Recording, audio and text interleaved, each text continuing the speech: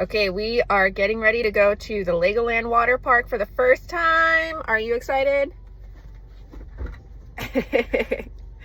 We'll let you know how it goes. After a quick 51-minute ride, we finally arrived at the Legoland parking lot where there was plenty of space because it had just opened. It was 10 o'clock.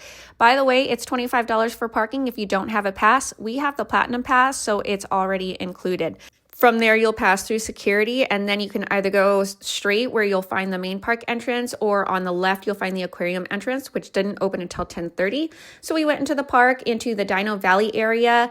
By the way, this part of the park just turned 1 year old, so a lot of these rides are still brand new. Isabel likes this ride, which is right up at the front, because it's nice and easy. It's good for kids of all ages. But by then it was 10:30, so we decided to go into the Sea Life Aquarium, where there's an entrance right by the Dino Park. Here you can explore all kinds of different creatures like sharks. They have stingrays. You'll find Patricks, as Isabel likes to call them, aka starfish. They even have a touch spot where you can touch on some of those starfish and sea anemones, but Isabel did not like the feeling of it, so we continued on in our adventure. Once we were finished with the Sea Life Aquarium, we went back into the park and had some more fun. After a few more rides, we made our way to the back of the Legoland park where you'll find the water park entrance.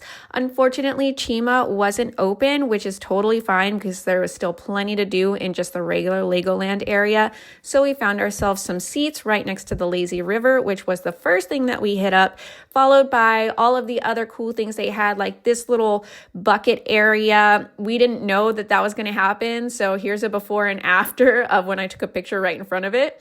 They also have lots of splash pads here. This is kind of like the main hub here where you'll find all of the big slides. They had this orange one and a couple of other ones. They also had this little slide, which is almost like a sack race slide, which is really fun because you don't get dropped into a bunch of water like the other ones. And of course, they do have this water area. It's about 2.5 feet deep all the way around. They have this one and another one for youngsters. And it's not Legoland Water Park unless you have these giant floating Lego pieces.